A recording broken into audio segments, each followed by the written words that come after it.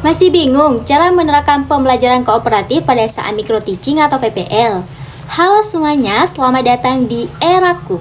Di sini, saya akan berbagi contoh simulasi mengajar yang bisa jadi referensi bagi mahasiswa yang backgroundnya pendidikan. Semoga video ini bisa bermanfaat. Yuk kita mulai.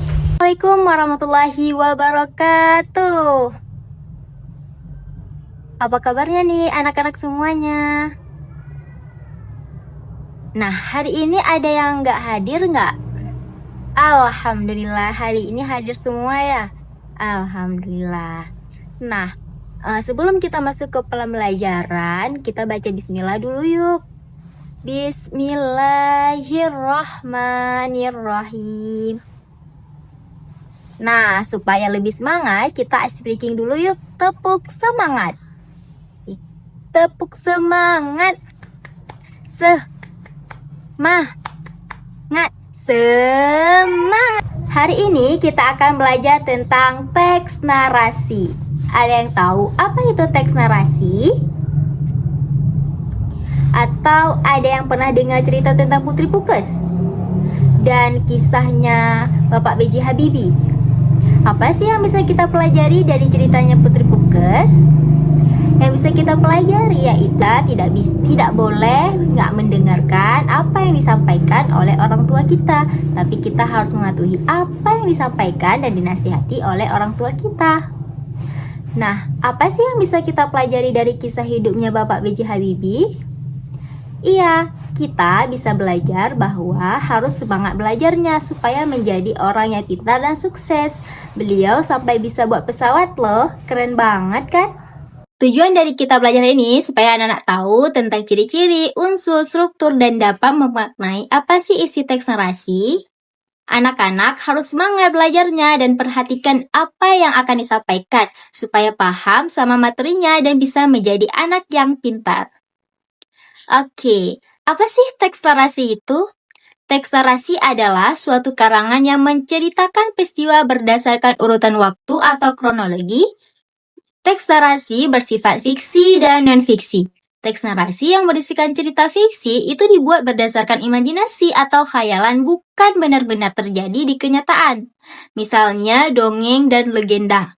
Sedangkan teks narasi yang berisikan cerita non-fiksi, yaitu peristiwa yang benar-benar terjadi dan terdapat fakta, bukan imajinasi. Misalnya biografi dan kisah nyata. Teks narasi itu bertujuan untuk memberikan pengetahuan dan hiburan untuk pembacanya. Nah, ciri-ciri teks narasi yang pertama itu berisikan tentang cerita imajinasi, kisah nyata, dan peristiwa tertentu. Terus, alurnya itu jelas dari awal hingga akhir.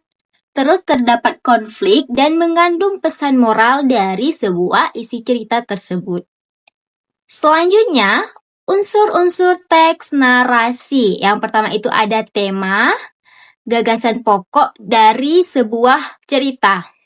Selanjutnya ada latar, yaitu berupa informasi, tempat dan waktu kejadian yang menjelaskan di mana dan kapan peristiwa dalam cerita terjadi. Yang ketiga ada alur, yaitu pola penyampaian rangkaian peristiwa yang biasanya alur sebuah cerita bisa maju, mundur, dan maju mundur.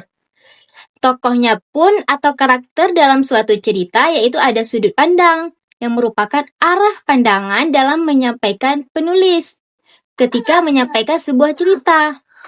Bisa dengan sudut pandang orang pertama, orang kedua, dan ketiga. Selanjutnya ada struktur teks narasi. Yang pertama itu ada orientasi. Orientasi merupakan pengenalan cerita di mana pada awal paragraf memberikan informasi tentang latar belakang tempat, waktu, tokoh, watak dari setiap tokohnya. Yang kedua ada komplikasi, menceritakan kejadian penting, sebab, pemicu yang menimbulkan konflik. Yang ketiga ada resolusi, bagian yang menceritakan tentang bagaimana konflik dalam cerita diselesaikan. Solusi atau penyelesaian masalah mulai terlihat sampai menemukan sebuah akhir. Yang terakhir ada koda, yaitu berisikan pesan moral atau amanat dari kisah yang disampaikan. Nah, untuk contoh teks narasi, Ibu akan menceritakan tentang kisah tentang kura-kura yang sombong. Di sebuah danau, hiduplah seekor kura-kura yang sangat sekali memandangi langit. Ia membayangkan bisa terbang di atas sana seperti burung. Alangkah indahnya langit itu, andai aku bisa terbang di atas sana, ujar kura-kura. Tak lama kemudian datanglah sepasang burung di pinggir danau, dan kura-kura bertanya, "Aku ingin sekali melihat pemandangan dari atas sana." "Baiklah, kami akan membantumu mewujudkan impianmu. Kami akan mencari batang kayu dan kau hanya perlu menggigitnya. Tetapi perlu diingat bahwa jangan sekalipun kau membuka mulutmu, karena itu akan membuatmu terjatuh," ujar si burung.